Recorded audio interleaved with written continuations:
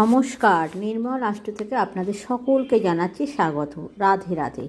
আজকে আমি আলোচনা করব রুদ্রাক্ষের বিষয় নিয়ে।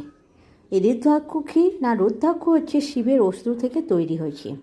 এই রুদ্রাক্ষ কোনো অলৌকিক বস্তুও নয়, আবার নিছক কোনো অলঙ্কারও নয়।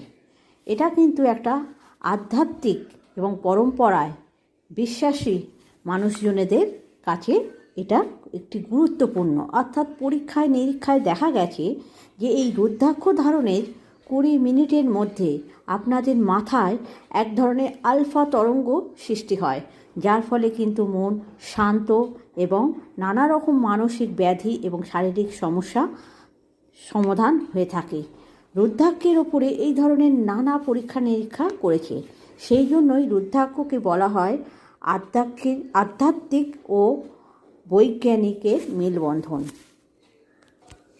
আমি যেহেতু জ্যোতিষশাস্ত্র নিয়ে আলোচনা করব, তাই আমি রুদ্রাক্ষের গুণাগুণ এবং যার সম্পর্কিত যে সমস্ত আলোচনা আছে জ্যোতিষশাস্ত্র সম্বন্ধীয়, সেগুলোই নিয়ে আলোচনা করব।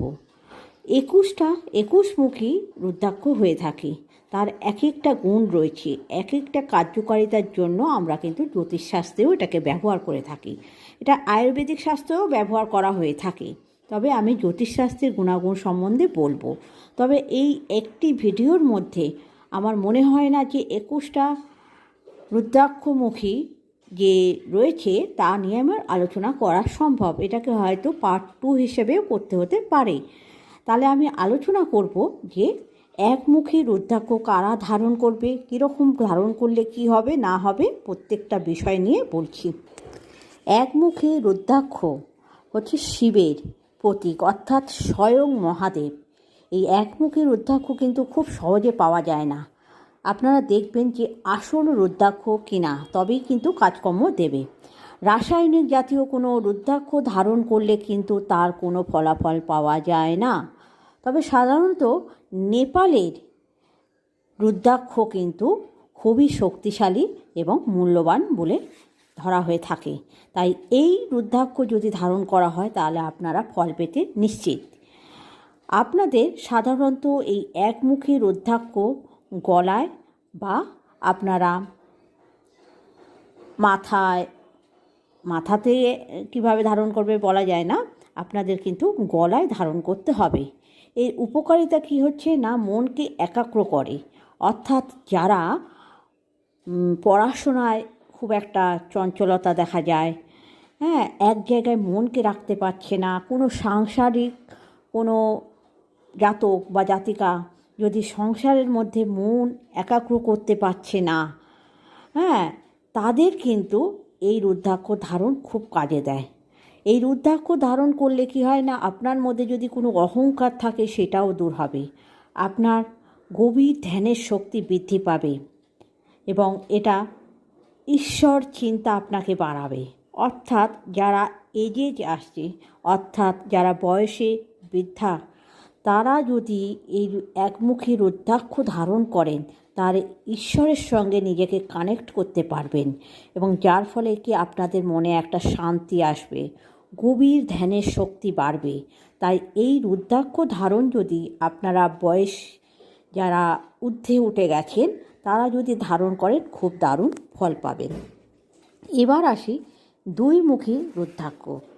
এই দুইমুখী রুদ্রাক্ষের অধীশ্বরকে না, অধীশ্বর হচ্ছে অর্ধনারীশ্বর, মানে শিবের যে অর্ধনারীশ্বর রূপ রয়েছে সেটি হচ্ছে দ্বিমুখী রুদ্রাক্ষ। এই দ্বিমুখী রুদ্রাক্ষ কারা ধারণ করবে না, জ্যোতিষশাস্ত্র মতে আমরা বলি যে এই দ্বিমুখী রুদ্রাক্ষ যাদের দাম্পত্য জীবনে নানা রকমের অশান্তি চলছে তারা কিন্তু এই দ্বিমুখী রুদ্রাক্ষ ধারণ করলে দাম্পত্য জীবনে শান্তি আসবে এবং সম্পর্কের মধ্যে একটা মেলবন্ধন বা শক্তি বাড়ায়।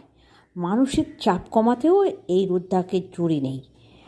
আয়ুর্বেদ শাস্ত্রেও এটাকে মানসিক উদ্বেগ হিসেবেও কাজে লাগায়, অর্থাৎ তারা ব্যবহার করে থাকে।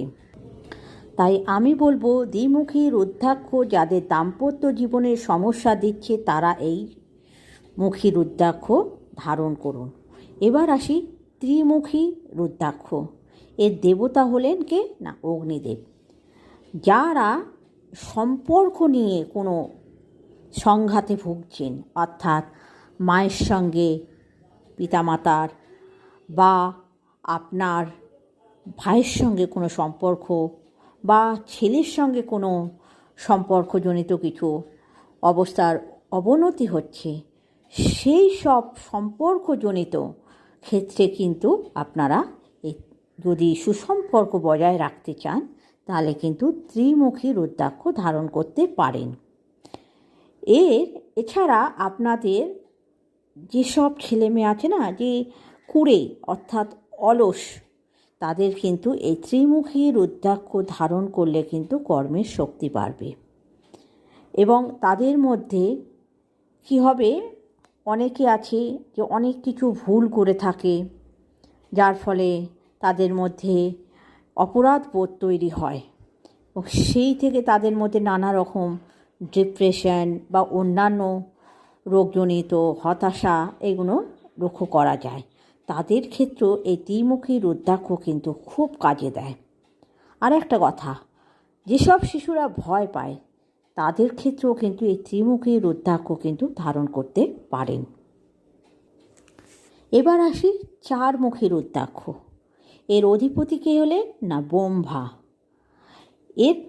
এই চারমুখী রুদ্রাক্ষ কারা ধারণ করবে না, যাদের বিশেষ করে আমি ছাত্রছাত্রীদের ক্ষেত্রে কিন্তু এটা বলবো যে তারা এই চারমুখী রুদ্রাক্ষ ধারণ করলে তাদের স্মৃতিশক্তি বৃদ্ধি পাবে, বুদ্ধির বিকাশ ঘটবে।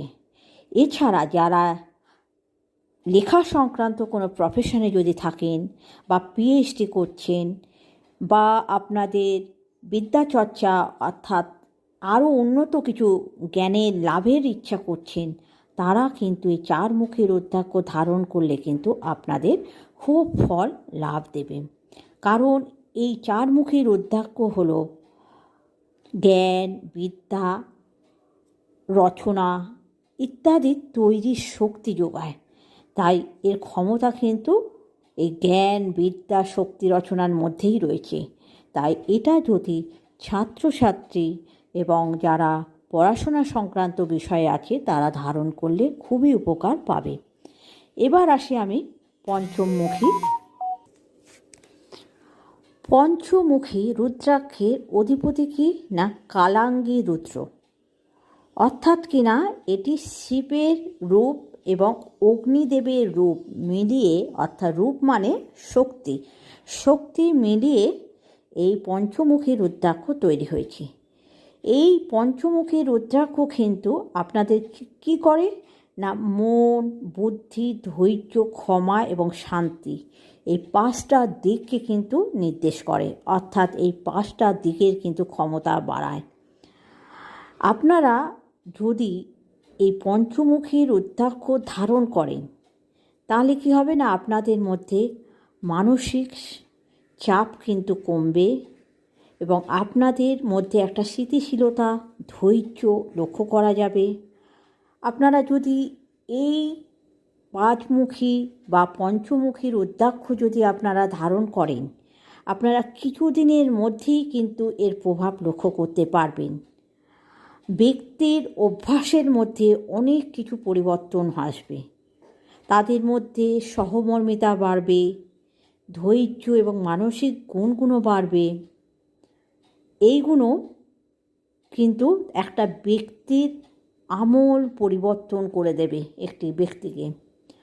আপনারা এই পাঁচটি দিকের শক্তি যদি আপনার বৃদ্ধি পায় তাহলে আপনার কাজে সাফল্য আসবে, আপনি সাফল্যের শিখরে পৌঁছবেন।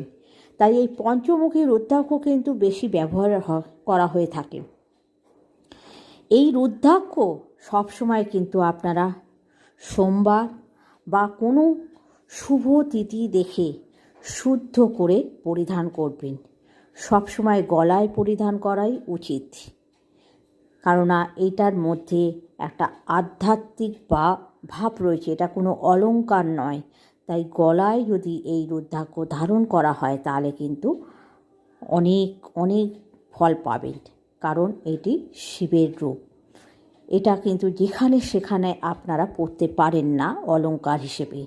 তাই সবসময় মাথায় রাখবেন যে এই রুদ্রাক্ষ ধারণ করলে সেটা যেন সবসময় আপনারা সোমবার শুভ তিথিতে এবং সেটাকে পরিশুদ্ধ করে এবং সেটাকে গলায় ধারণ করবেন। ভিডিওটি অনেক বড় হয়ে যাচ্ছে, তাই এই পর্যন্তই আমি রাখলাম, পঞ্চমুখী রুদ্রাক্ষ পর্যন্ত। আপনাদের যদি ভালো লাগে তাহলে এটি একটি কমেন্ট করবেন, আর আমার দ্বিতীয় পার্ট আমি পরে দেব।